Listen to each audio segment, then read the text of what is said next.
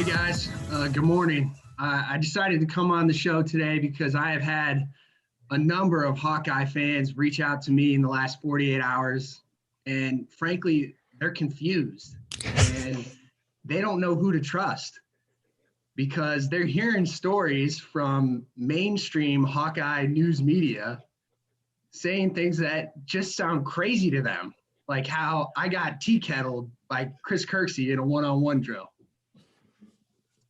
And so I heard that and I knew I had to come on the podcast and set the record straight and let them know that at no time did I ever get flat-backed, tea kettled, laid out, or baptized by Chris. Now, nothing against Chris, excellent player, but definitely has the ability to do that to me, no question. But I'm here to vehemently say that it did not happen. And so I'm going to put out a challenge because here's where my mind's at. Every single rep of every single play or every instance in practice, going back to 1999 when Coach Ferentz started, was recorded. There's videotape of it. And they've got like 10 or 15 video students, interns that manage all that stuff. So I'm throwing out the gauntlet that if somebody can go out and dig up that video clip of me getting tea kettled by Chris Kirksey in this one-on-one drill, then I'll shut up, I'll eat crow, and I'll make a donation to the WUW Children's Hospital. I'm texting Coach Woods right now. Yeah, so that's my gauntlet. I want someone to go dig this up. I have no memory of it. I'm not saying it, well, I am saying it didn't happen, but if somebody can prove me wrong, then I will definitely come out of pocket to make this right. Yeah, I just thought I thought I had to get online and really speak up for those Hawkeye fans that are reaching out because they don't know who to trust. They're confused. The landscape right now, it's one group saying one thing, another saying another. So I had to get online and speak the truth. What you all just heard is potentially the greatest intro the podcast has ever seen. I don't know what else would top it. Potentially one of the best linebackers to ever play in the black and gold. By number 44 himself, if you haven't figured it out, by the title when you clicked on the episode or by his intro, we have James Morris with us today, former Iowa linebacker, played in the NFL for a couple years. We'll get to all of that.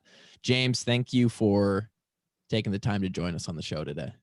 And thank you also for not challenging me to bring up my practice film against your practice film, because I would have gotten truly embarrassed if we had to bring tape for tape to the table. So it's an honor to have you here. And now that I think about it, I'm not sure that actually happened either. You might have talked me out of it. So, I think that there's 10 or 15 nerds that love watching video and breaking it down that are looking for it as we speak. I think they're out there. Now, regardless of if it happened or not, James, what are your thoughts on combat drill as a whole here? Oh, I actually loved it. I know that it's like definitely out of favor, and it's just a bit. Yeah, but I loved it because you only had to do one rep. Yeah. And then watching it was awesome. Oh yeah. So as long as you get by on that one rep, it's like you gotta it's like playing a little Russian roulette with your fellow teammates. And then there's probably going to be one concussion in the whole drill, and you just got to hope it's not you. Yeah. Yeah. James, it might have been you that day, and that's why you don't remember it. Yeah. Y'all want to know something hilarious that I will now admit that I would have never admitted while I was playing at Iowa? Probably a lot of there was a day at the very end of my junior fall camp where I knew it was a 2-a-day, and I knew that we had combat drill in the afternoon, and I just didn't want to do it. And I faked the concussion in the first practice, didn't practice at night, and then came back the next day. You know the story when Gronk said he faked his retirement so that he couldn't get traded? I faked the concussion to not do combat drill. Oh, Jesus. That's awesome. Is that true? Are you serious? Yeah, I ran a 26 boss against Miles in practice. We were indoors going at the outdoor, and I'm sure Miles will remember the rep. It was like in a short down period, and it was nothing but a normal good rep. And after the end of the rep, I just was like, I don't want to do combat drill, dude. Coach, I think I fucked my head up. I got to go see the trainer. And that was it. That's incredible. Oh my God. Now I know, respect it. James, no, you don't, because I know you and all of Iowa knows you, and you would have never done that because you were the type of guy. Dude, James, I swear, and I'm not trying to, just because you're on here with us, out of all the teammates we had, and we were only with you for 4 months, you are top 3 in like the most respected teammates I've ever had. And there's a lot that goes into that. In prepping for this podcast, I went back to your high school career. I knew you were good, and I'm sure you don't want to talk about yourself, but I didn't know that you were that good. You lost 2 games in your freshman year of high school. I'm sure you remember it. Probably still digs at you to this day. You guys lost in the state championship, I believe, that year. Yeah. And then you went on to never lose a game the rest of high school. You ended up being 2-time Gatorade Player of the Year in 08 and 09. You rushed for 32, 38, and 40 touchdowns in your sophomore, junior, and senior seasons, which is insanity. Ev, come on. Do you have any kind of stats like that? I mean, that shit is insane. 110 touchdowns in 3 years. James, yeah, it's almost Nate Meier numbers. Almost. I hosted Nate Meier on his visit, by the way. Did you really? Oh, we got to hear about that. Yeah, how did that go? All-time legendary visit. Like, just insane. What did you think? Nate Meier is just a legendary human being. What was he like as a senior in high school, I guess? He definitely drank more in high school than I did. I'll just say that. So let me tell you about Nate Meier. I ran track against him at state, and I didn't actually run against him, but we were in relays or whatever. And this dude was bigger and more orange than any human I'd ever seen in my life. He had the craziest fake tan and the biggest muscles I'd ever seen, dude. I thought I was looking at Hercules. Dude, he was a freak athlete. Freak. Like, he was a freak athlete. He was a freak at Iowa. Yeah. I mean, like, I'm trying to think if he played as a true freshman or not. But I mean, he definitely like physically could have. Like, he was a freak. I mean, correct me if I'm wrong. He tore his ACL as a true freshman, and he had to come back from that. And then he switched from like linebacker to D end, if I remember correctly. But he would have been like the perfect 3-4 outside linebacker. You know how like all our D ends are like hand in the ground, heavy 5, and like that dude's value is like he's 245, he's 250, he runs almost like a linebacker, and he hits and has hands like a 285-pound D end. So to try and make that guy 275 or 280 and make him play a heavy 5, like, it's just square peg, round hole. But like, that guy did some damage, man. But yeah, on his visit. So I remember his visit, and for whatever reason, like that night, I don't know if he came on a Friday or Saturday, but it was like it was like $1 Long Island iced teas at Brothers that night. I was never like a big bar guy. Right. And so we go downtown, and like, you know, the guys that like were bar guys and knew the bouncers or whatever would always like jump the lines, right? And it's of course. You go up like, yo, what up, bro? Let me in, okay? Yeah, exactly. And so I didn't really like do that, and I didn't know any of the bouncers, but there was like this huge line, and I'm looking at the sign. I'm like, yeah, fuck that. I don't want to wait for this line. So I kind of go to the front, and I just walk up to this bouncer or whatever. I'm like, hey, dude, I got a recruit in town. We're trying to show him a good time. You know, can we just get in here? And the guy looks at me. He's like, no, get the fuck in the back of the line. I'm like, dude, what? Got owned. So I have to like walk all the way to the back of the line like this idiot. And then like I'm texting all my buddies who are like, you know, night owls that are in the bar right now. I'm like, hey, dude, I just got shut down at the entry. Like, someone come grab me, man. Like, somebody who knows this guy. And so I don't know who it was, but it was like somebody older that was like in the bar. And they came out like, dude, come in. Like, Morse is cool. He's with us. And so we got Nate Meier in there. And it's like $1 Long Island's. And they give you like $30, $40, $50, whatever. And that's your per diem. And I spent all my money on Nate. Nate drank like 20 Long Islands. It would not get drunk. And like at that point after 10, I'd be like hammered, like non-functioning. But this dude's just like throwing him down on the dance floor, like, yeah, give me more. And then like we leave at like bar close at like 2. It's like, all right, where are we going now? I'm like, dude, aren't you like, hammered? Like we need to go like lay you down. But yeah, man, so he just kept going. So I'm like, okay, this guy's a little different. He's a little different, but he loved his time in I Iowa City, and he's going to commit next day. Yeah. Yeah, I'm like, I think on my visit. So my official visit was like the first time I ever drank because I never drank in high school. Yeah. Mm-hmm. And you know, like you never drank before. So like 2 or 3 drinks, like, whoa, like what is this? Yeah.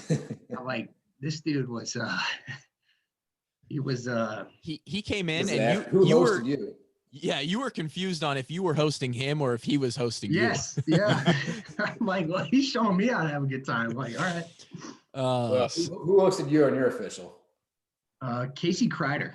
Let's go. Casey. Yeah. So you guys had the most like teed up night, just very formal. It was like very. He probably printed out a schedule and everything. Yeah. No, it was actually a really good time, and it was like one of those mega weekends where nobody did their officials during the fall, and so it was literally like it would have been after what is now the early signing day, and so like all the guys that ended up being like key guys in our class all did their official visits on the same weekend. So it's like me, Chris, Sean, Kirksey, Fedorowicz, Carl Davis, Brandon Scherff, like all these dudes. Wow.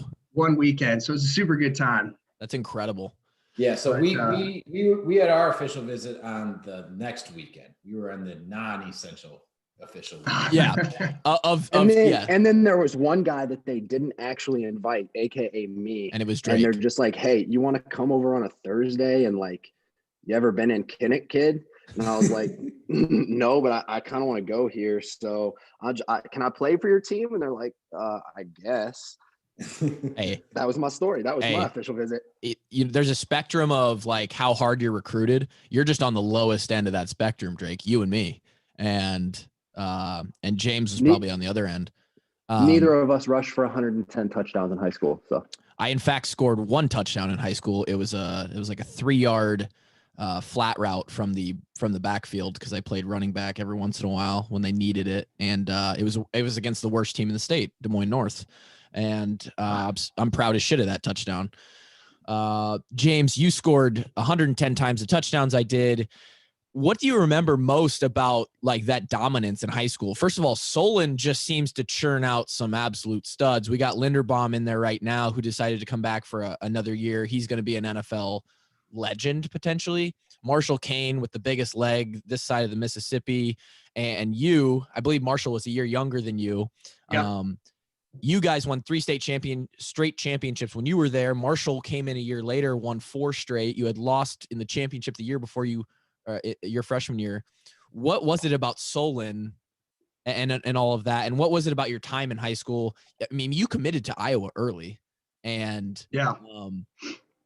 the kind of success that you had in high school probably could have been looked at by a few other schools. I'm not sure what your recruiting looked like, but talk about that. Yeah. Well, I guess Solon was awesome, and we had just a really, really good sports culture when we were there. So when I was there, we won state in football 3 times. We won state in track. I think we won state in basketball, and then we're like 2nd or 3rd, a bunch of other times. They won state in baseball like 2 times. Wow.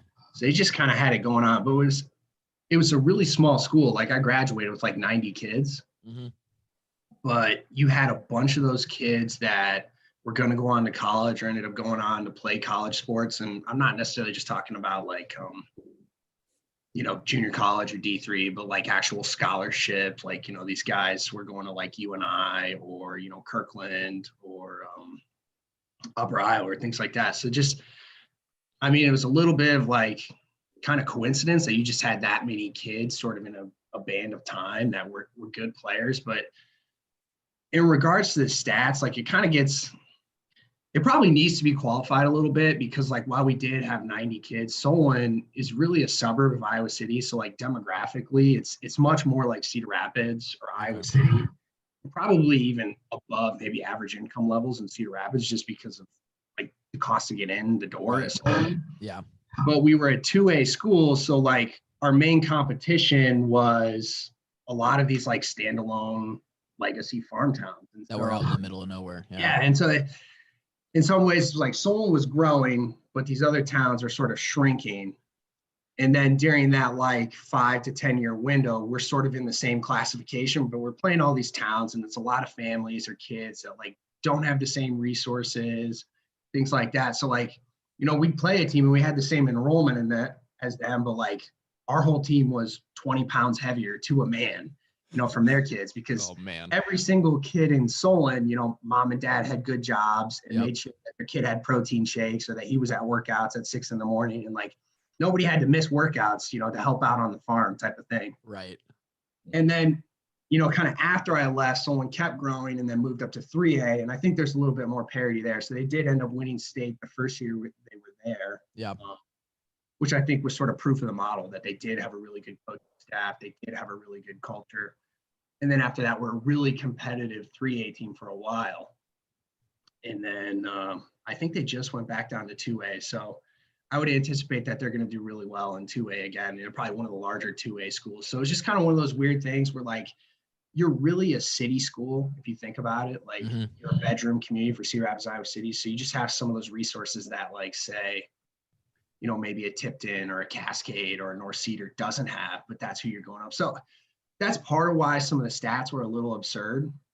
Had we been in 3A, it probably would be a little bit normalized. Or had I gone to a 4A school, I would have been in the school district with Derby, Ellis, John Scherff, some other good players. I'd have got my numbers, but it would have been 110 touchdowns. So I'll qualify that. But we just, we had a really good culture, really good dudes. I mean, it was just a good time. Sounds like a good time. That's the first time ever that I've thought about average income of the families coming into effect. Like that actually makes a ton of sense, and I never thought about that before. Hashtag Marshalltown. Yeah, that's all it is, man. Yeah, like you look in Des Moines, the suburb schools versus the metro schools. Yeah, it's been like 10 years since a metro school beat a suburb. Yeah, it's bad. Crazy. Yeah, and it's the same in Illinois. Like the inner city Chicago teams never won the state title. Never. I mean, when the private school parents are like, oh, they hate us because they hate us. I'm like, no, dude, come on. Let's be real. Like every other state in the union has private school league. Like it's not like, we know something they don't, and they're all wrong. Yeah. Yeah. Kevin's a private school kid, jackass kind of guy. Nothing against him. No, everything against him, actually. Dowling won until this year, Dowling won the state championship 7 years in a row, going away. And well, yeah, it was like the year. Okay, so the year before, the best player in the state, who I think's at Iowa now, was like at Southeast Polk. And then his senior year, he's like, I'm just gonna go to Dowling. Like, yeah, and their quarterback on the team was like really good too for Southeast Polk. Yeah, they had a squad this year. I think they made the Final Four. So it wasn't like he was going up that much more. So like clearly there's something in the water, Yeah. And this was a weird year because of COVID too. They had some move-ins, and Ankeny won because they had a really good kid move in. I mean, they had other really good players as well, but high school football is interesting. Your commitment to Iowa came really early after your sophomore year. And I actually read an article about you being interviewed after your senior year of high school, talking about how you committed early and how sometimes fans of a program look at that like, are we taking a little bit of a chance on this guy? Do we know if he's going to pan out? You ended up panning out again. We just talked about the numbers and your success in high school. Some of that I imagine had to do with, you're the hometown kid. Your dad was in the complex every day. He's a staple of Iowa football. Was there ever a chance that you were going anywhere else, or was it always Iowa? Yeah, no, probably not. I mean, it'd been really weird for my dad at work if I did go somewhere else. That's not why I went to Iowa. Like, I didn't do it to protect him or anything. Right, like no. But no, I mean, not really. So for people who aren't or don't know that are listening, my dad's the equipment manager for the Iowa football team. He's responsible for every single piece of equipment, from the hats to the socks to the shoes to the shoulder pads and helmets that say Iowa football. That all runs through him. And then it's, as we found out this year, it's also a logistics business too. Whenever we go on the road, it's like moving a business halfway across the country. We do it 7-8 times a year plus a bowl game. So that's what he does for a living. So I grew up in the football building. I mean, from the time I was like 6th, 7th grade, I was there doing laundry and, folding the coaches' T-shirts and all that stuff. You earned your way in, baby. Yeah, Now, right. Question for you. Were there ever any loads of laundry where maybe the soap just forgot to get put in there? Because there was sometimes we got some smelly laundry. There definitely is. Yeah. I can remember folding it and be like, oh, this still stinks. Exactly. So yeah, there definitely was. But another question. Greg got a little stingy on me a couple times. Right. Yeah. Big ol' long snapper. Fuck you, Kevin. Was he ever stingy with you? Did you ever walk up to the window and be like, "Hey, Dad, can I get a pair of socks?" And he was like, "James, can you find your old pair for me? I need to make sure that I get those turned in before you get the new pair." Yeah, you know what it was like, because I worked with him for so many years before I got there that I just knew how things went. Mm-hmm. I just knew not to ask, or if I did, because you only have so many chips, right? If you're playing your chips, they're Greg tokens. We call them Greg tokens. Yeah, you got to pick your spots, and so do you want to know what gets you the most Greg tokens of all time? What? You snap your leg in half, you have infinite Greg tokens. You immediately do. As soon as I came back and needed like specialized equipment because my leg didn't work right, dude, I had boxes and boxes. But before that, it was a little tough to get a thing or two. But then all you got to do, snap that leg, and you have infinite tokens. My favorite. I literally didn't ask for anything until like my junior year, and then I had accumulated enough Greg tokens to get whatever I wanted the rest of my time. I was just gonna say my favorite thing about Greg, your dad, and the way he treats people asking for more equipment, more gloves, more shoes. Because you can imagine some of these guys come in, they see the Alabamas, the LSUs, they think that you can walk up, you can get anything you want whenever you want. At Iowa, it doesn't work that way. I don't know how it works at other schools. The thing I love about Greg was that he kind of followed the same, standing in the program. If there was this like unwritten list of like where you stand in the program, how much respect you had gained from the coaches, from the training staff. And if you were a guy that was respected, you go up to the window, you ask for a new pair of gloves. He's more likely to give you a pair of gloves. And he kind of respects that. The freshmen that come in, you have to earn your way in. You have to kind of understand that. The best joke I ever played on some guys, like when we were juniors, Kev, or maybe seniors, there were some freshmen who like, I was right there at the door where you come into the locker room that was across from the window.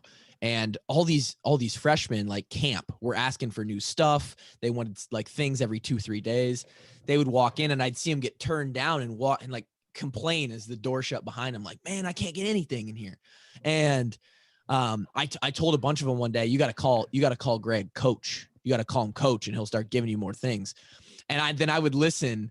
And like for a solid week or two straight, I would hear, "Hey, Coach Morris, can I get?" And Greg opened up a little bit on some of that, but every freshman it was calling him Coach Morris for like a solid 2 to 3 week span there in camp, and it was pretty funny.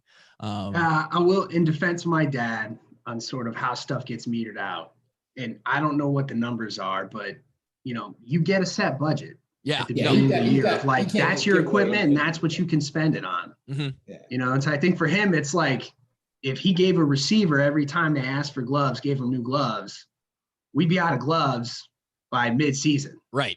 It's just one of those deals. So like, do the high school thing, man. Spritz some water on it, microwave them for 30 seconds, and those are your practice gloves. And then when you get to the game, you get your fresh crisps for your new game, and you're ready to go. So I mean, there was a reason for the season. Yeah. It was just, it's what it is. You weren't a glove guy, were you?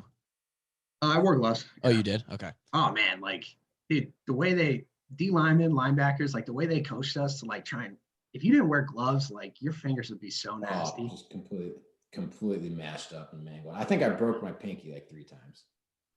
That sounds horrible. It wasn't broke, but dislocated, whatever. Same thing. One of our favorite, I speak for the group. I'm going to speak for myself because Coach Ferentz told us never to speak for your teammates. One of my favorite memories of you in the 4 months, aside from just, you leading our team and being a senior and kind of showing us the way was, and we've talked about it multiple times, was the post-Wisconsin kind of roundup you had in our locker room. I don't know if you remember it, I had but no memory of this. okay. So we played Wisconsin your senior year in Kinnick, and we lost.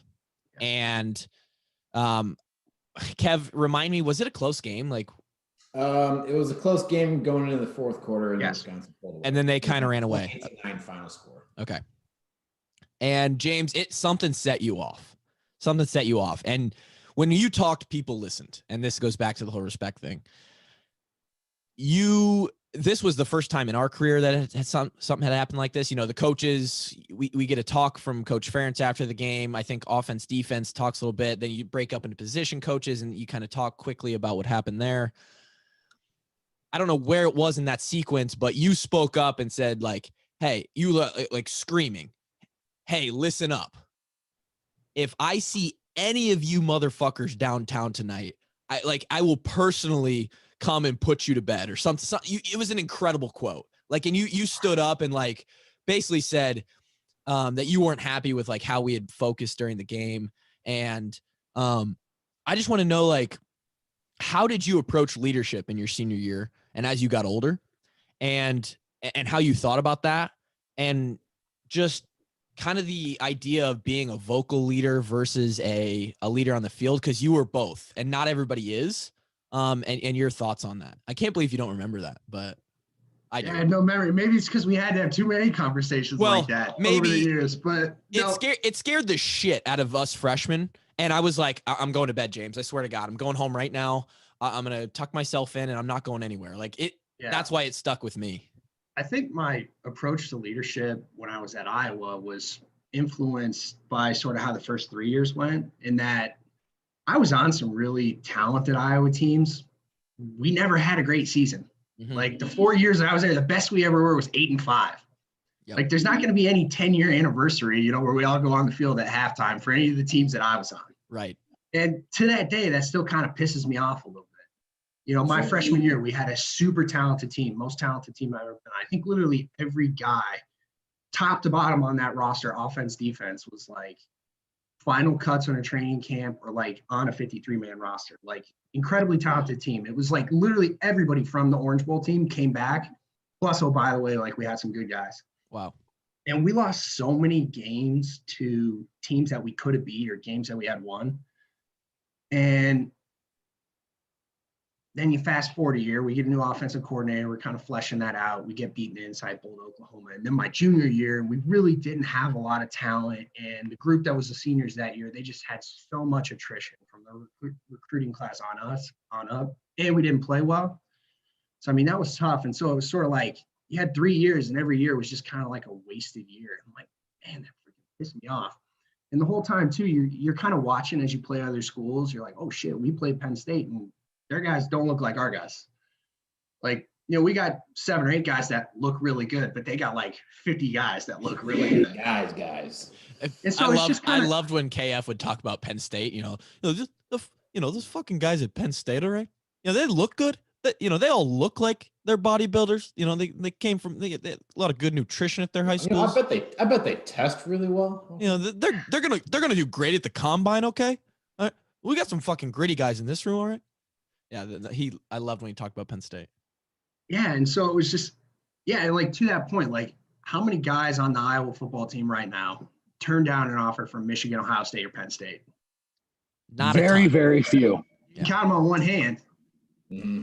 And so, like, I mean, obviously those schools miss. Like, we've got guys like Josie Jewell going way back, Dallas Clark, Bob Sanders. Like, you're always going to have those success stories, but like, for the most part, like these recruiters are good at their job. Like they know who the best players are coming out of high school. So, and I kind of felt like through the first year at Iowa, my first 3 years at Iowa, like we sort of had this symptom where like we thought we were just as good as everybody else. And like we worked hard, but like we didn't think that we had to go above and beyond what everybody else did. Because it's like, okay, if you just take it as true that the players at Michigan, Ohio State, Penn State, and maybe Wisconsin are just better than you.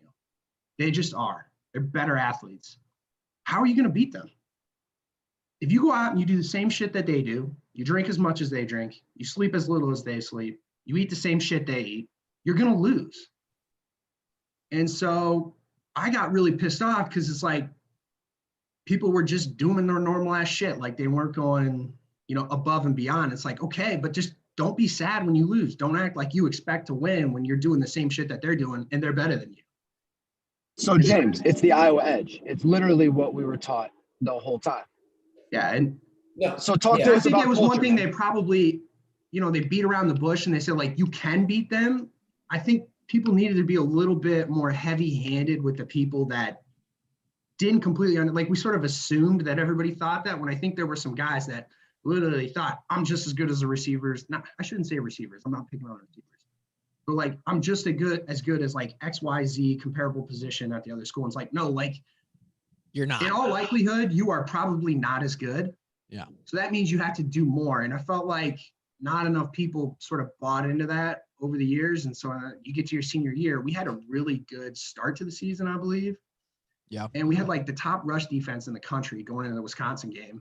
Yep. And then I think they rushed for like 4 touchdowns. And this was not like complicated shit. It was like power, counter, inside zone, just running up our ass. Like they literally just beat us up. And I'm like, that's it. Like you can beat up on Northwesterns or Purdue's, not this year, but historically. And then you play the big boys and it's like, whoa, all of a sudden you're getting punched in the face. And so I don't know, it just really set me off, and then kind of dealing with my freshman year, which we completely underwhelmed, sophomore year, whatever. And then junior year was awful. I'm like, all right, senior year is not going this way. At least it's not going this way with me sort of saying something. If that means that half of you guys don't want to be my friend, that's fine. I got a lot of friends. Yeah, that certainly wasn't going to be the case. Like we all respected what you and that class like brought to the culture, because it was you, it was Kirksey, it was Hitch. Like that's who else in college has 3 dudes like that can just run the program like they're part of the coaching staff. You know what I'm saying? Like when we were in those defensive meetings and when we were in the walkthroughs and shit in the summer, like you and Kirksey and Hitch were the ones getting us ready for the season. And so like there was, whatever you guys said was Bible. We were going to follow it like it was literally written in stone. Yeah. Yeah, no, and it's a really interesting point that you bring up, that you brought up about how the guys at schools like Ohio State, Penn State, Michigan, whatever, are probably the better athletes than you, and you can't prepare like they do because they'll beat you. And I think it's interesting how you bring that up because, and I think it goes to show how influential the senior class is your true freshman year. Because my entire career, I always felt like we were the less talented team on the field, unless we're playing Missouri State or something like that. I always felt like we had to out-prepare that team that week because we probably didn't get the recruiting classes that they got. We probably didn't have the natural raw abilities that they had. That we had to win by being disciplined, by practicing better, and by just playing assignment disciplined football. That's how I always felt my entire 5 years. And that's interesting that you kind of bring up. That's, how that kind of changed from the mindset of your freshman, sophomore year to what you wanted to bring to the table your senior year. Yeah. And I think we did lose that a little bit because like my freshman and sophomore years, we were bona fide, very talented. Like we had a lot of talent. And then I think the mentality softened a little bit. But I think like what you said, I mean, it's the ultimate validation. You guys go on to win the Big Ten West, have a legendary Big Ten championship game in Indianapolis. And I think you could argue that that team was not, at that time, where you look at everybody's skill level at that point, was not one of the most talented Iowa teams. In fact, Listen, James, it was one of the least. Drafted that year. Austin Blythe was a 6th-round draft pick. He's the only guy drafted off that team. Yeah. And Pat Anger swears up and down that the 2010 team would have picked us up, put us on our head, and spanked us. So I agree. that's where we're at with that. So this is good conversation. Yeah, they wouldn't have spanked you. They were definitely more talented than you. Way more The talented. way Pat describes it, he says it would have been a spanking. It wouldn't have been. They didn't win the Big Ten outright. It's not like across the board, like the Big Ten was so down that year. Like you guys would have played them really tough and it would have come down to the fourth quarter. Love that out of you, James. That's Pat what Anger, They you have more chew on talent. that a little bit, Pat. They have more Chew on talent. that. I do not deny that. They had more talent, but Right here, right now, James Morris says we're taking the 2010 team down to the wire. They're going downtown. Well, right? I don't know how you could argue that they would spank them. Talk to Fat. I called him Fat. Talk to Fat Anger. Talk to Fat on that one. Back to because I know, Kevin, the leadership hierarchy and how you do things and who shows who the ropes is something that I think is very, very interesting and a really intricate situation. I'm curious, James, when you came in 2000 and would have been 10. 10, yeah. Who were guys that you kind of saw and looked up to at the top who paved the way? Kind of the way that Drake talked about you, Kirksey, Hitch running the room senior year. Who were guys your freshman year that you looked at and you were like, damn, they figured it out. Like they ran the whole race and they know what they're doing. Well, I kind of go back to like why I was sort of the asshole I was when I was a senior year. And that is... You weren't an asshole. Well, okay. Yeah, but it was Kevin, unplug your mic. A little bit of an asshole. Kevin, unplug your mic, plug it back in. Okay, so the guys I looked up to the most and tried to shadow as much as I could when I was young was probably Jeff Tarpinian, Carl Klug, Mike Daniels. Still playing. I'm trying to think who else. I mean, there were other guys. But then you sort of fast forward and I talk about like that was a super talented team that was 8-5. Sophomore year, didn't have like super affirmative leadership. And it was almost like there wasn't that guy that was motherfucking other people. Yeah. Like there wasn't that guy. And I think it was almost like because they were so good in 2009, it's like, and I'm gonna say Adrian Claiborne. I'm not saying Adrian Claiborne needed to be called out. Let me qualify that.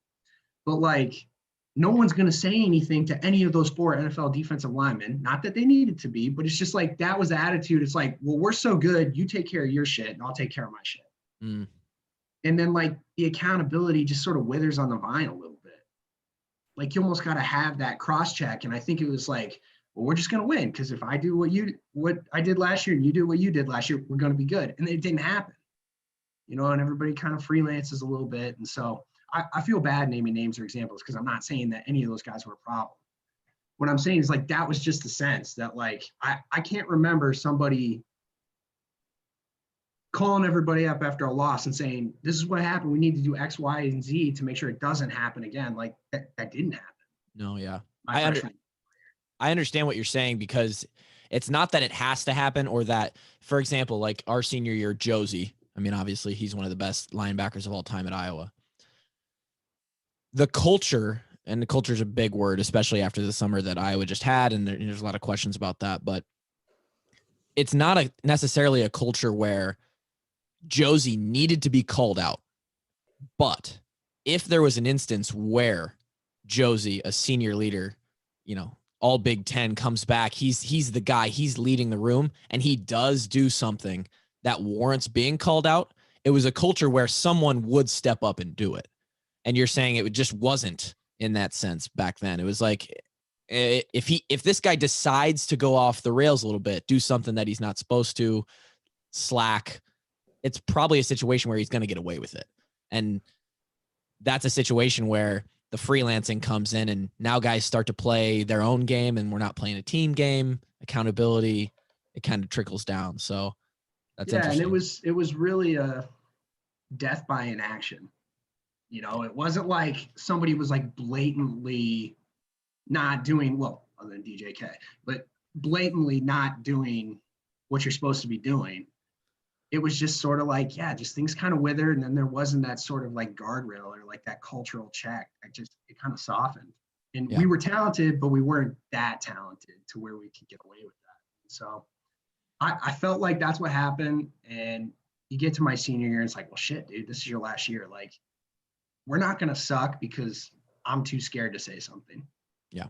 And so that was sort of my attitude. But yeah, I mean, there were really good players on that team, like guys that were just like salt of the earth dudes that, I really identified with. So I definitely had some great leadership lessons for sure. Kevin, you can rest assured that it got corrected because of guys like you, Kirksey, Hitch, Van Sloten. Maybe it got overcorrected. I don't know, but it definitely changed the course of the ship. That's for sure. I was just gonna say, Kevin, you probably identify a lot with what James is talking about. For sure, 100%. I think we all do, because James pretty much laid out the blueprint of the only reason any three of us could ever suit up for the Hawks, because we didn't deserve to talent-wise. James, the only dude sitting here that had the talent to actually suit up for the Hawks, but we're all able to do it because of the exact mindset that he just described. Yeah, the and game plan. We weren't going to allow our physical inabilities to stop us from being mentally tougher than everybody else. Yeah. Before we move on, because you got some NFL experience, and I want to ask you a few other questions. Is there a memory at Iowa that sticks out to you, or something very vivid to you that in your 4 years where you're? Oh man, there's so many. I was thinking about this last night. I was getting a show. I'm like, they're gonna ask for a story, memory, or whatever. I'm like, man, I don't even know. Gosh, you guys weren't a part of it, but like the most traumatic experience was probably the Rhabdo 100 squats workout. Oh geez, that was insane. Tell me about it. I want to hear about it. Oh, it was insane. Well, okay, so I want to tell the story of the day after. Okay. It's kind of like, it's twisted humor, but it is humorous. Like, oh, we love it. Go Perfect. through this murderous workout, right? And like, I mean, I'm 15 pounds lighter from vomit. Like, I just have no internal body fluid left, right? Hold on. I want to clarify. There's been speculation. It was 100 body weight squats. No, it was 100 squats at half your max. So at that time, I think my number was 250. I had 250 on the bar as a freshman. Most people times, but it was Tabata circuit. You had a partner, and so you get in the rack. Oh no! And you go till failure on your first set. Yep. You rack it, you go back, your partner goes to failure. So my first set, 250, I did 27 times. First set. Oh no. Oh no. Rack it. I'm like, I'm ready to throw up right now. Absolutely. And then we go back, and I was partnered with Lewis because they gave you someone who has similar weight.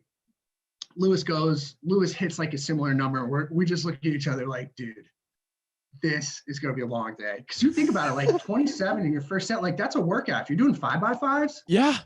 One max maybe out. Do a 5x5 at 325 or 350, but still 27, like you just shot all your ATP, like everything is gone. I was just going to say the exponential drop off in fatigue is, I mean, you're not even going to hit half of that number in your next set. Like So I did 16. So I hit half. So I clearly was sandbagging it. And then after that, it was like 5s and 6s the whole way, so I probably did like 15 sets of 5 after that. God.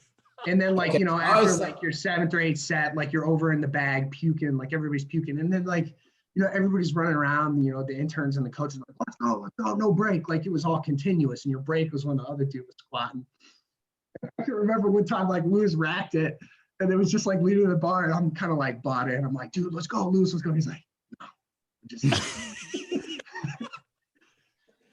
So, and then when that was done, then you went downstairs and like nobody could go downstairs. Everybody had to go down the stairs backwards.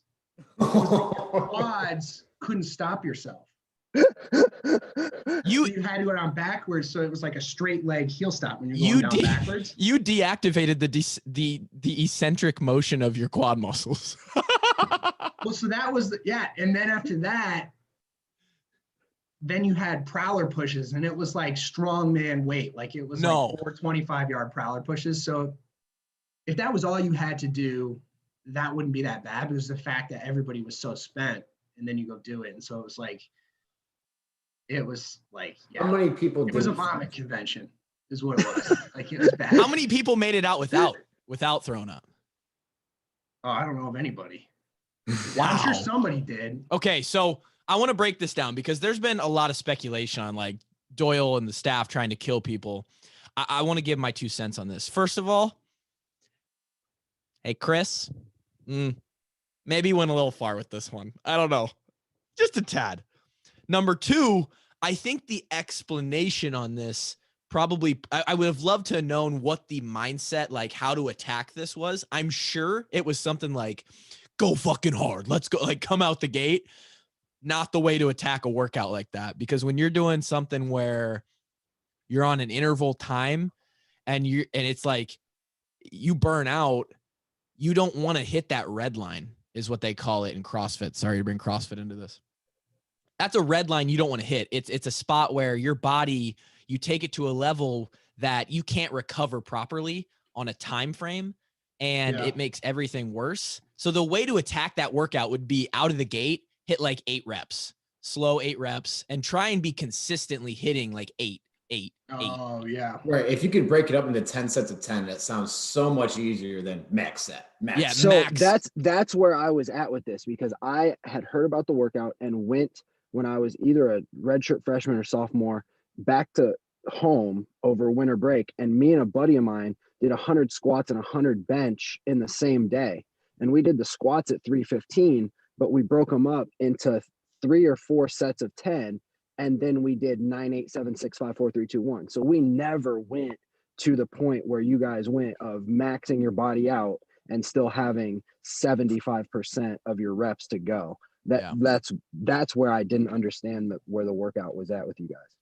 I think I'm trying to remember this right, but I think they did it every 4 years so that everyone on the team would do it. And then there were like some 5th-year guys that were doing it twice that year. And so I was talking to those guys because like everybody got sick this time. I'm like, why was it so much harder this time? And they just said that it was like speed. Like when they did it in the past, like there wasn't that intensity to get it done. Like I think Louie and I got our squats done in like 30 minutes, 20 some minutes. Holy shit. Oh. Like it was crazy. I mean, literally I did 27 and you figure it takes me 2 seconds a rep. So I'm under there for a minute. Yep.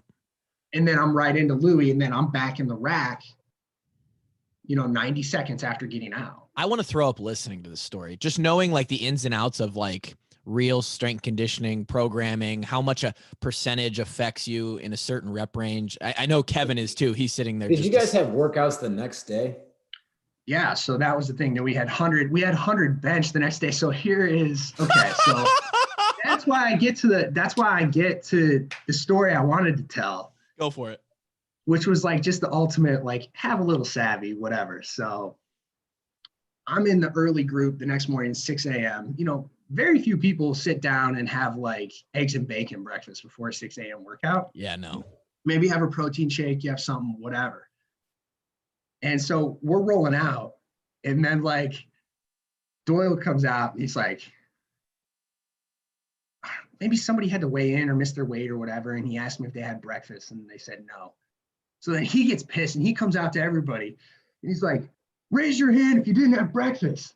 And I'm like, I didn't have breakfast that day. And I'm like, oh, I know this story. Like, I'm not raising my hand. Yeah, I had it. I swear to God, I had breakfast. These dudes are like, half these guys raised their hand. I'm like, oh no. You're an idiot. And so then he's like, what? Like, you didn't have breakfast? He's like, everybody didn't have breakfast. And this is when we had the bubble. He's like, out in the lobby. They call everybody out, all these guys that didn't have breakfast out to the lobby. And he's like, go change into your sweats. And so everybody goes and puts their sweats on. He made them run from the football facility to Hillcrest.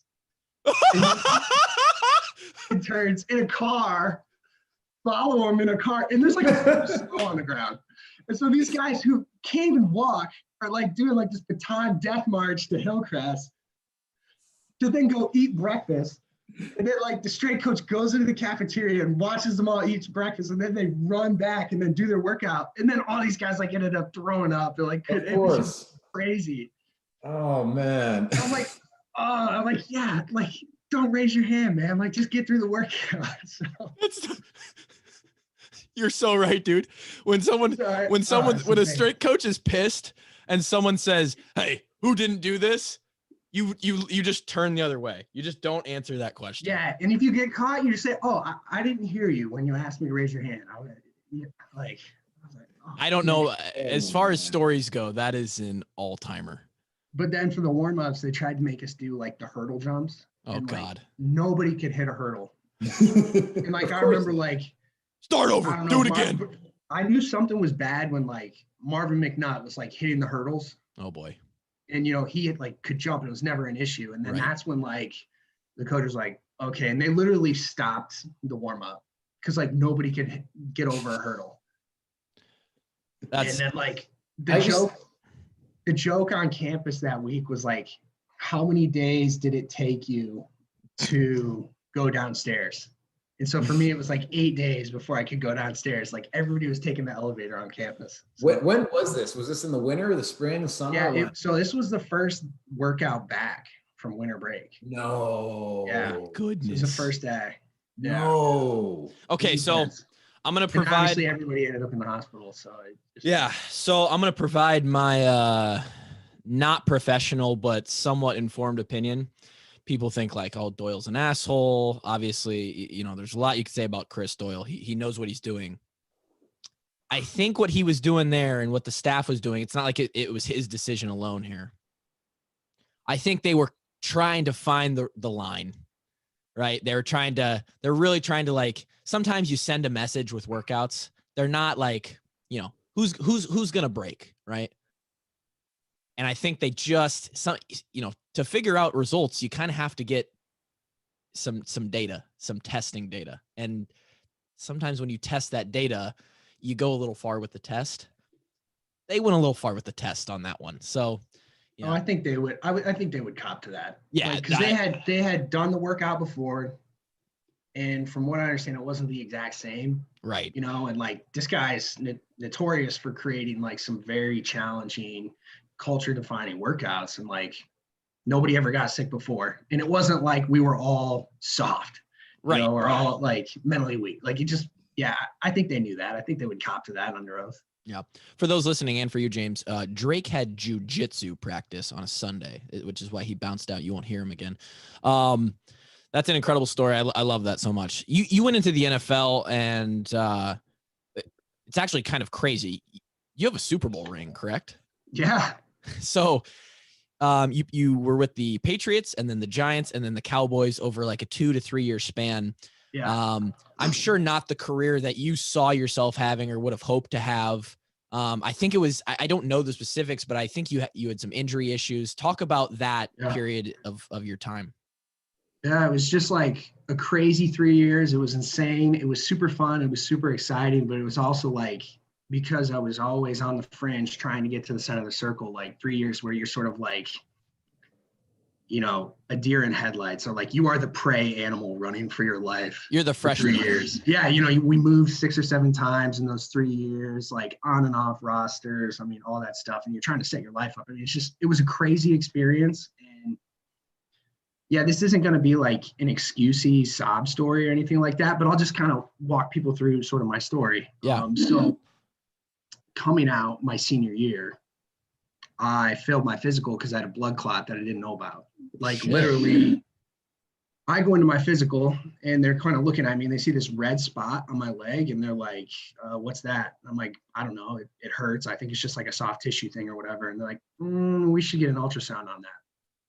What they did an ultrasound and they found I had like this massive blood clot running from my calf all the way up to my groin. And then like they sat me down with sort of the vascular surgeon in Boston. And he's like, I don't want to freak you out, but you have a massive clot. And basically the way the clot sits, it's like right at the juncture where sort of like the feeder vein meets like the main vein to your heart or your lung. And it's like it's literally a centimeter away. And if one of those breaks off and goes in, it can get stuck in your lungs. It can get stuck in your brain.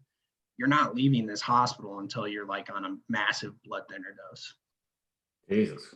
And so he's like, you're not playing football. If you roll your ankle's going to turn into a watermelon on these drugs. Like, God forbid you get a concussion. Like, you're going to have a brain bleed like you've never had before. Oh my God. So they sent me back. I sat down with Nick Caserio and I'm like, hey, is there any way I can just like hang out until the clot resolves or anything like that? You know, it might be 2-3 months. That's before the season. They're like, no, that's not how it works. So they failed me. I ended up, you get like a $20,000 signing bonus when I signed as a free agent. And so I never got that. And I remember being really chapped because like there was like some ESPN article back in the day where like the reporter was like, rookie gets $20,000 for 1 day of work or something. and you never got it. Home to Solon, and I was at like a golf course. And some guy's like at the bar, he's like, hey, James is buying everybody's tab. He just got $20,000. And this is after I just failed my physical. And I'm like home in shame. I'm like, oh my God. That sucks. So anyways, I got like super depressed after that and was like basically on the shelf for like 2 months, just kind of hoping the meds worked and I didn't die. And then I got the clear to work out. And so I started training with you guys in Iowa City. Before you go on, did they ever say what caused the clot?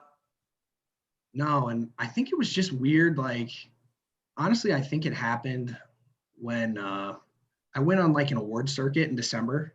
So like I missed our team banquet because we went to like the lot trophy and then there was a ceremony in New York. And so I had like, with connections, ended up having like 3 cross-country flights on like a span of like 24, 48 hours. And I just wasn't moving. Wow. And so I think that's when it happened. And I had like high cholesterol at the time too, which was weird. And so I don't know if that plays a factor or not. But yeah, I didn't like, I don't have like a, the trigger or the marker for like a clotting factor. I have to be on meds the rest of my life. But the way it was explained to me is you think of like your clotting agents on a spectrum. I'm probably more towards the spectrum of like hyperactive. And so anyway, so I got cut, came back. Oh, this is a funny story too.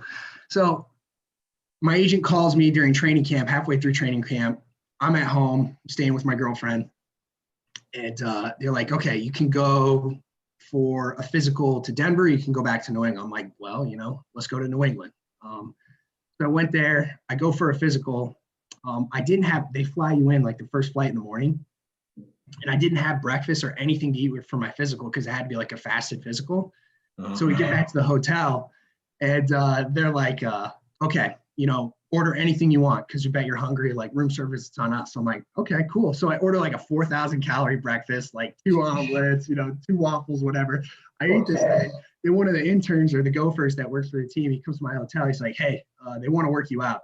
Oh, and I'm like, well, now when do they want to work me out? And they're like, right now. So I just had like this 4,000 calorie breakfast. So I'm like, okay, so we go do this workout and I'm like 5 pounds heavier, like this huge stomach. And I'm going through this workout and the workout goes well. And I'm like, the whole time, like keeping my breakfast down. And then we get to the end of this workout and they're like, okay, now time for the conditioning test. Oh my God. No. What? And so the conditioning test was on its face was not that hard. It was 55s like we do. And you had to do 7 seconds. Sure. And you get like 20 to 30 seconds after each one, but you do 20 in succession, so no halftime. Okay. So it's a moderate workout, but like you got to be in shape and you can't be about ready to puke on the first rep. Right. In the first rep, like I go through and I'm like, oh, I'm going to puke. And so like we get to the end and like I'm out of shape too because I've been on the shelf on the summer and like Belichick's standing at the 50-yard line like watching every rep as I finish as I go across and like literally for like the last 5 I like barely make the time, bent over like heaving and Belichick's just standing there looking at me like this fucking and guy. so I'm like there's no way these guys are gonna keep me, like I'm getting right back on the plane and I'm going home. And so then the workout finishes and I'm like dying, like I'm embarrassed how out of shape I look. And like nobody says anything to me, go back to my hotel and they're like, okay, yeah, they want to keep you. So you stay. Wow. And then went through training camp. Training camp was rough. I got a bunch of stories about that too. But you can come on another time if you want. Yeah, I'd be happy to do it. But long and short of it was, did well in training camp, worked my way up, started the last preseason game, and then blew out my MCL on friendly fire in the last preseason game. So that's rookie year, gone like that. Barely get in the door, fighting for a job, boom, it's over. So they did that. And then it was a non-surgical MCL, but it was like, the way it was explained to me, it was like, it was such a long vertical tear on the MCL as opposed to like a lateral, where you have like frame like that. Right. It's more like a, central one. And so it took like 12 weeks. So they're like, yeah, we're just going to throw you on the shelf. And then when we got to the end of the year, I was still having knee pain. And so they did another MRI. What happened was I had a torn meniscus, which I actually think went back to Iowa, and I had a growth in my knee. And so I had to have surgery in January, a month before the Super Bowl. And then that ended up kind of delaying my off season too.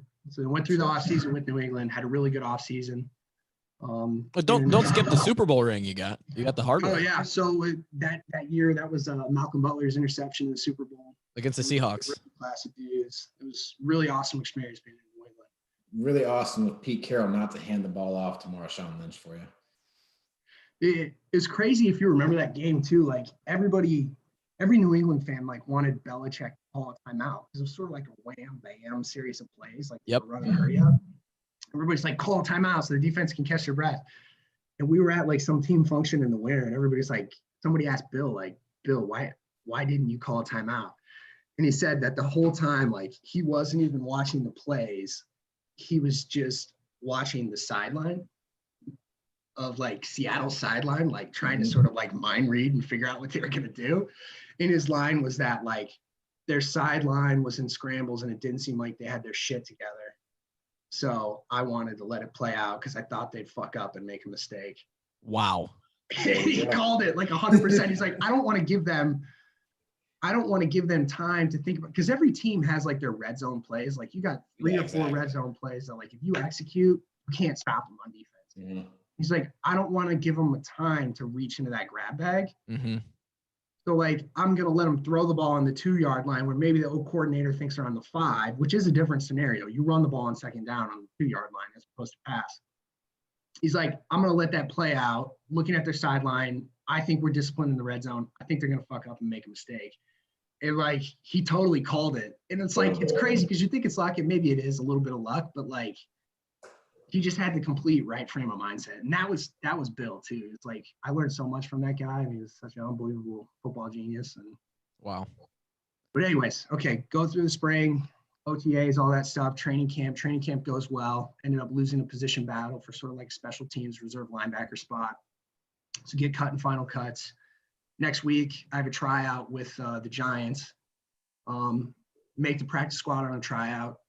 4 or 5 weeks into the year, get called up as special teams. So I'm doing special teams with the Giants. And then week 14, I had another season-ending injury. I had like a bone spur in my femur. Wow. And it grew out into my VMO.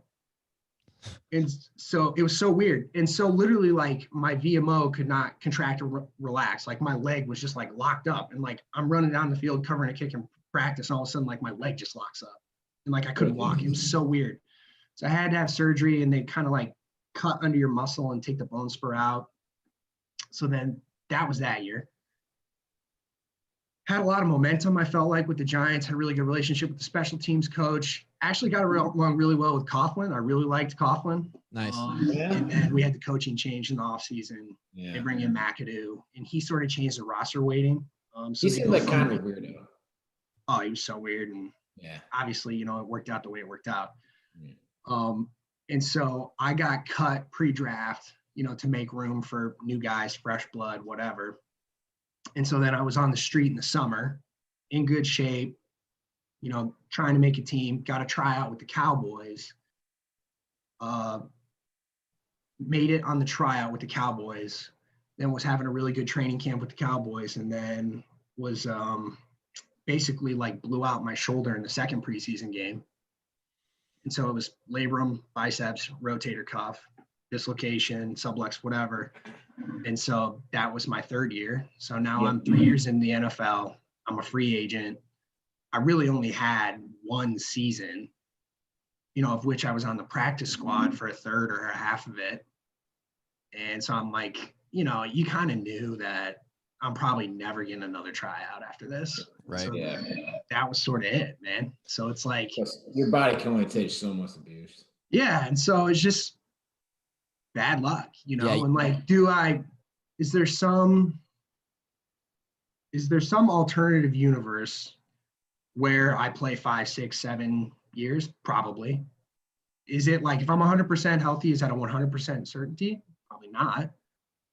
But maybe 60, 65, 70% probability if you flip the coin of James Morris's life, do I have a little bit longer career? Yeah, but I had a great career. I got a Super Bowl ring. I got my 3 years, got my pension, tons of great memories, tons of great relationships, but it was a battle, man. And then with every injury too, there's so much drama around it. Cause like when you get injured and you're a fringe guy, now you're a liability. you're a lawsuit waiting to happen on the roster, or you're dead weight. And they were never really counting on you in the first place.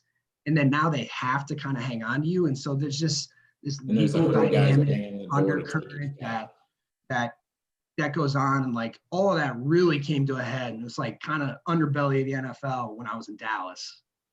And so that was like, they really didn't want me on the roster. I mean, like everything you can do, you know, where it's like, all right, this guy's hurt, get him the fuck out of here.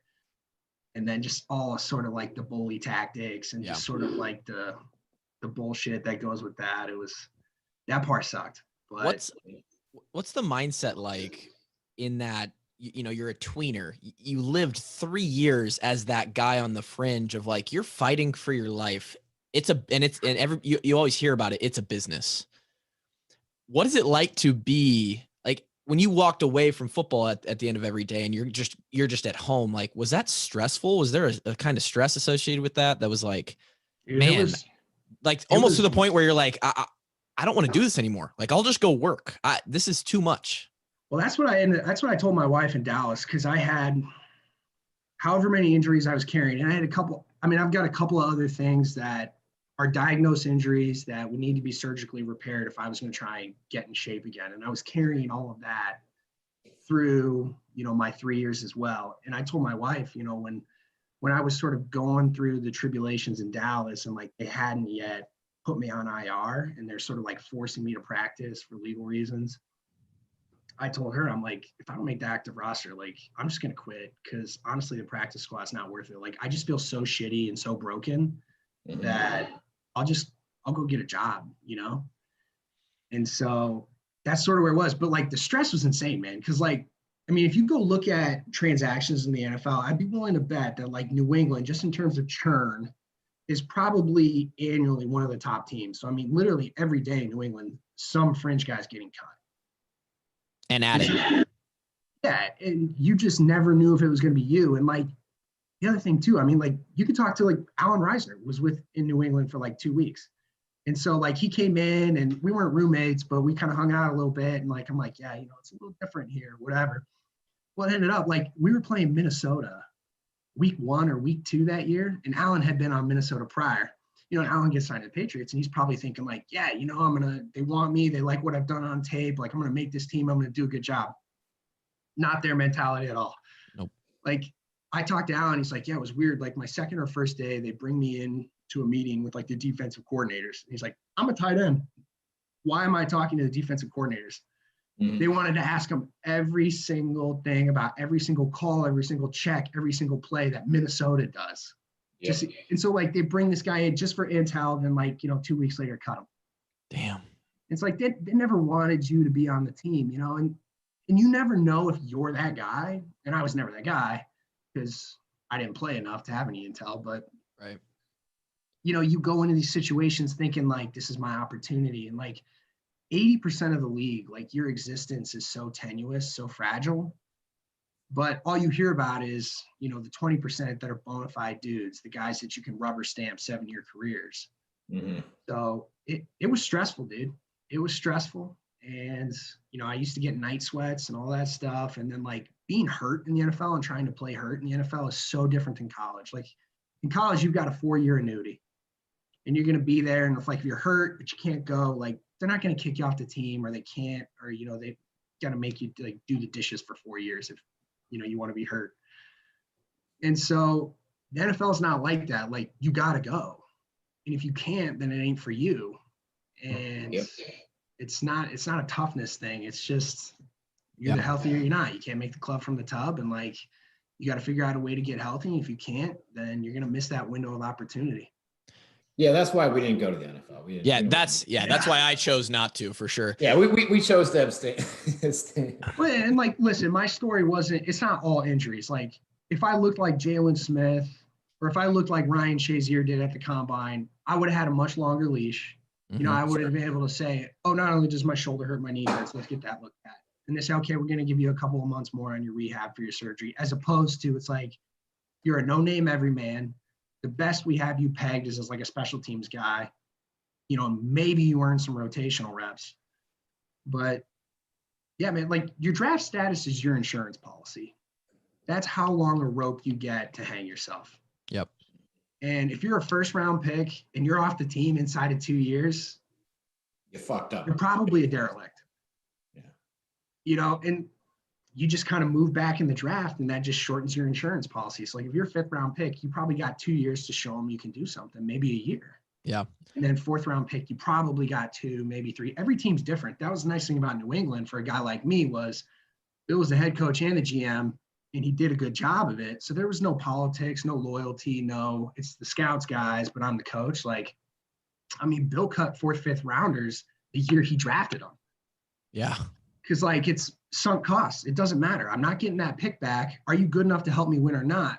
But you have this dynamic on all these other NFL teams where it's like, if I'm the GM or I'm a regional scout and I've been with the organization for 20 years and I'm friends with the owner's kids or whatever, and I tell you or I lobby hard to draft this guy and I have input on personnel stuff, I'm going to fight like hell to keep this guy on the team because, yeah, my reputation rides on him being successful. And so I'm not going to write this guy off within 2 years. And so that dynamic plays out on almost every NFL team. And like the teams that it doesn't, when an owner gives that coach or GM that much control, it goes like one of two ways. It goes like it did in Philly, where he runs every good player and out of town and completely destroys the culture. Or it goes like it does in New England, you know, where he finds the right guys that buy into the culture. You got a good enough quarterback to win with in the short term to buy you more time to build that culture. So it's interesting. It is crazy. I think it's the inner workings of the NFL, the business side of things that people just don't understand if they haven't been there, even to the extent that Kevin and I love listening to that because it's something we were never a part of. Kevin, I have one more question for James. But do you have anything else for him before we kind of wrap this up? No, go ahead and ask your question. I got a little something to say at the end of this. Okay. James, when I was, back to when we were freshmen, the short time we had with you, I remember we went to Purdue. We drove somewhere, and I think it was Purdue. We were on a bus and you were working on a paper while this is something you would never remember, but it's really stuck with me. And you were like diligently working on schoolwork while we were going to a game, like just finishing up a paper. It was, it was a Friday. We're traveling to the hotel from the airport or something like that, whatever. And sorry about this, but I was reading your paper over your shoulder. I was sitting behind you in the bus. Oh. And I sat there as a freshman and I thought, this is more incredibly written than I could ever do. And I suck at writing, but I was reading your paper. I was like, holy shit, the way he's wording like these, and I was just in awe. And again, it kind of goes back to me just thinking that you were like God back in that time. You always struck me as more than a football guy. Football, Iowa football, being Iowa's middle linebacker, number 44, that wasn't just your identity to you when you were in college. And maybe I'm wrong. Maybe it was, and you struggled with that after football was done.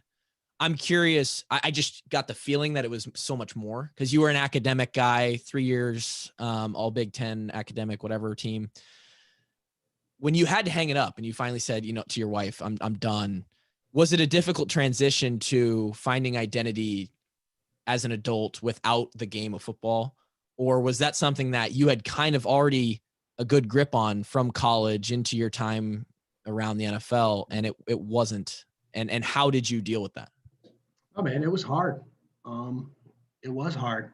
And I don't think there's like a perfect way to do it. I mean, like I said, whether or not you see yourself as being more than football, which every player is going to say they're more than football. I'm not going to say they're just a player.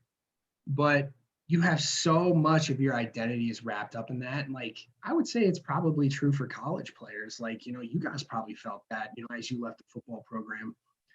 100%. And I think it becomes doubly so once you go into the NFL. And like, I'll lay this out, like sort of,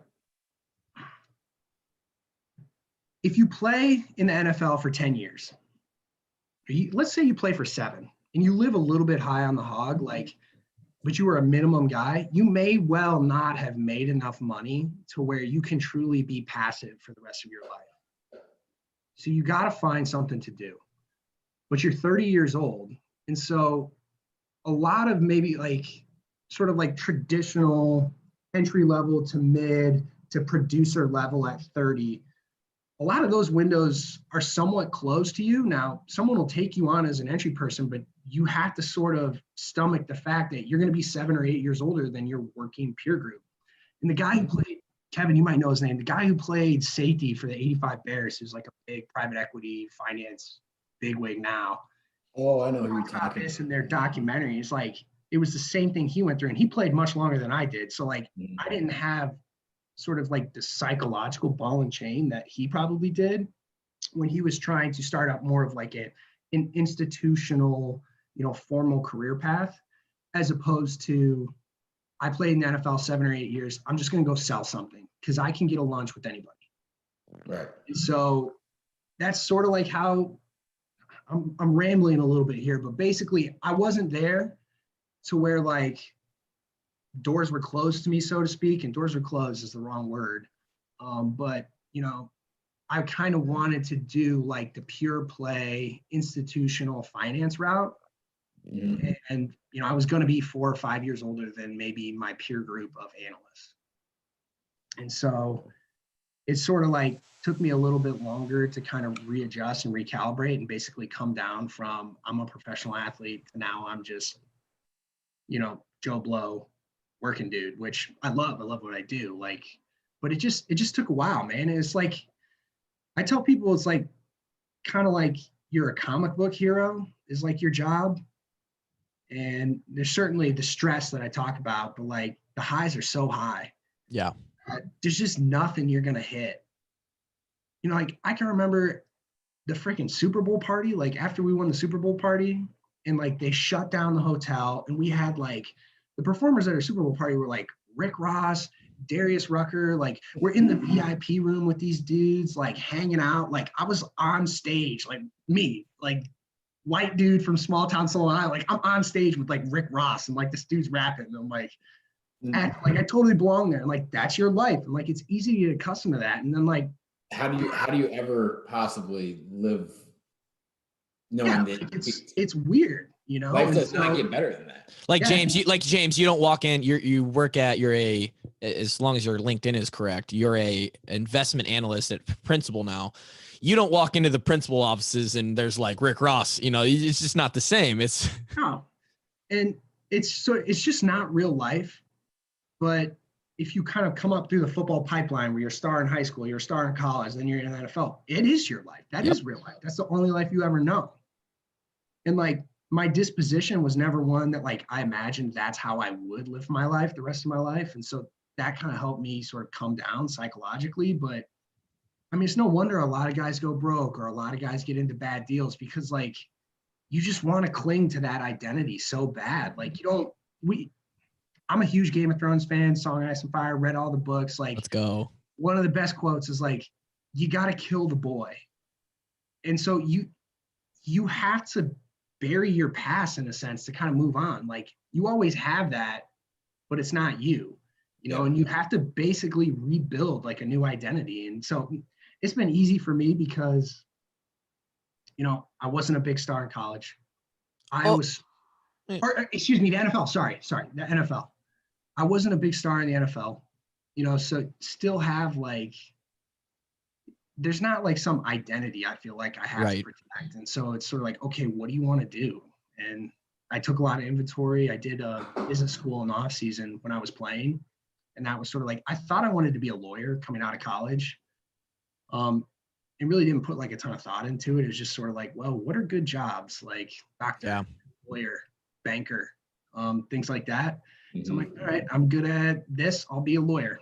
And then, after my first year in NFL, it was like, okay, this might not be like beat the odds 10-year free agent to Hall of Fame success story. Like I could be on my ass, next week. So really figure out what you want to do. Because that was the thing too, like my mentality coming out of college was like, I'm going to play in the NFL 10 years. Like I was a 4-year starter, had a great career. Felt like I had a lot of the metrics. I can talk about that another time, but so it was like when I failed my physical in May, and then it's like, oh, this thing might never get off the ground. That was like a huge cage rattler for me, and sort of had to like figure my shit out and kind of rejigger. Yeah, and I'm not a sympathetic figure in any way. Like it's all great opportunities. But I'm rambling, but that was sort of my journey. No, that was a good answer. Football and to sort of like everyday life. No, yeah, and it's not like we want anyone to feel sorry for us, but it's an adjustment. It's a hard adjustment. We had an episode about it ourselves, about what it's like to go from an athlete to, now you're just a normal Joe Schmo now. It's weird because you run out into Kinnick, that rush, and I know James and Kevin, you feel it. You can think about it right now. I just got goosebumps. You think about coming out of the tunnel at Kinnick, and really on a consistent basis for 4 years, that's the top. It's cocaine. I mean, it's your drug. And everything after that, like when I get another client, I do personal training and fitness and stuff. And when I lock down another client and we're about to start a new 3-month term, that hit of like, oh, the money hits the account and like, I got another person to work with. It isn't shit compared to when I run out of Kinnick on those 7 Saturdays, home games.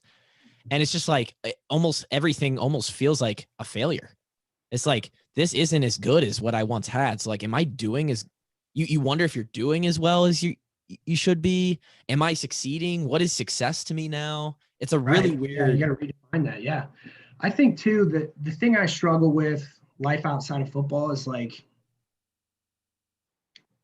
sports is so simple and so binary, but the simple outcomes that they're looking for are encapsulations of like these soft qualities, like accountability, teamwork, leadership, toughness. Like you can demonstrate that you are proficient or courageous in that area in a year in football, like one good year. And so like careers are born and burn out like in 4 and 5 year spans. And like, there's just that immediacy of it. Like, I know what you're about right away because I'm going to put you on the spot and I'm going to see how you perform.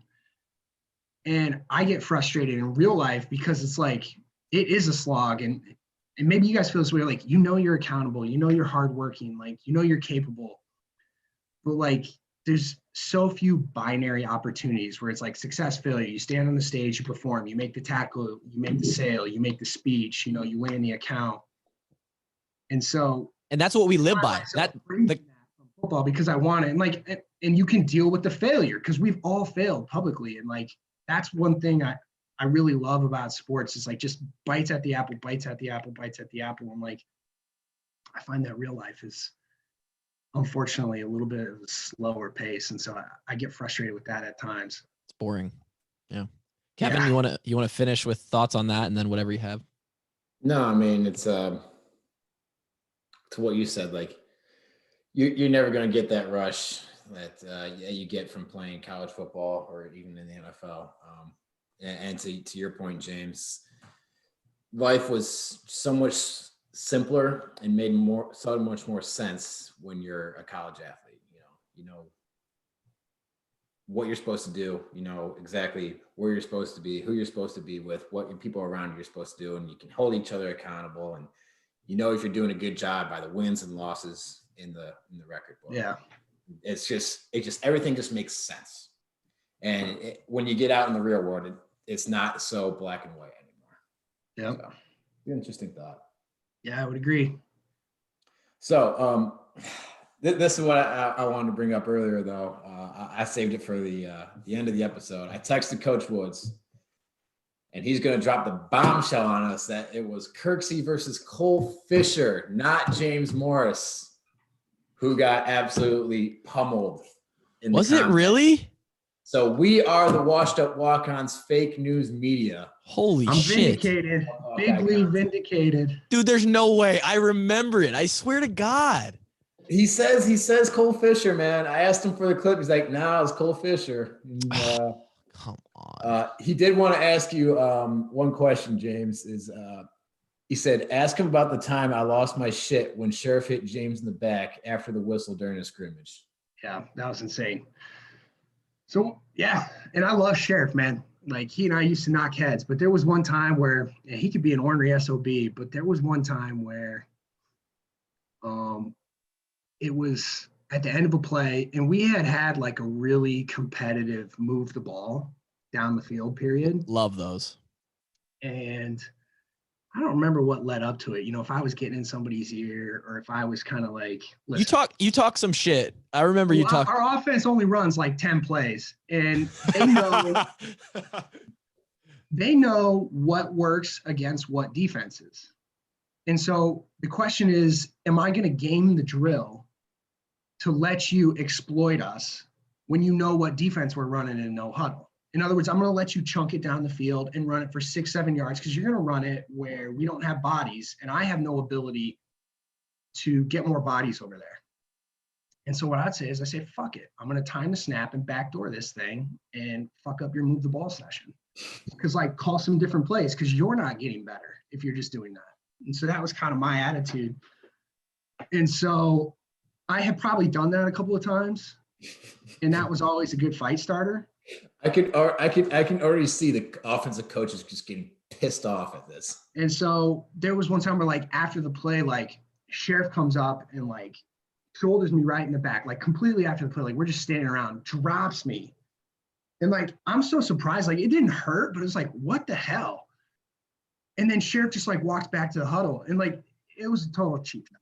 It was, but, and I like get up, I didn't even know to like fight the guy or whatever, but then LeVar like loses it. He's like, that's complete bullshit, you know, like just completely losing it. And I would have done the same thing, you know, if I was a coach and someone had done that to one of my players. But yeah, it was intense, but it was sort of like if there wasn't even like a fight going on. I don't remember there being a fight. But like if there had been a fight going on, I would at least like know to get up and go fight somebody. But like I'm like, yeah, I get creamed and I'm like, I'm like, what the hell just happened? So it was bizarre. I'm looking around for like someone to punch. It was like, who am I supposed to punch right now? Yeah. I think what probably made that in the time, like while it was happening so crazy, is that LeVar is generally very reserved. You know, easygoing guy, even at practice, doesn't like, he's not the guy where, you know, BF Brian is probably going to go off more in practice on a regular basis than LeVar will. So if you get a guy like LeVar to kind of lose his shit on something, you know that things have hit ahead and there's some tension. So I'm sure that was quite the day. Yeah, man, I could tell you guys some fight stories though throughout the years. I'm going to tease it now, but I'm not going to get it on there. James Morris, episode 2, we'll talk all about the stuff that we didn't talk about in this episode. James, an hour and a half of some of the best content we've put together. We're 180 episodes into this thing, and you've always been on the list to get on the show, and obviously we're going to have you on again, but I think Kevin would echo, and Drake already texted us that it was incredible content, great conversation. We're very thankful to have you on, and we appreciate you doing this. Thanks, guys. Look forward to doing it again. Absolutely. Wash Up Walk-Ons 179, I think. Thank you guys so much for listening. We'll talk to you guys again on Thursday.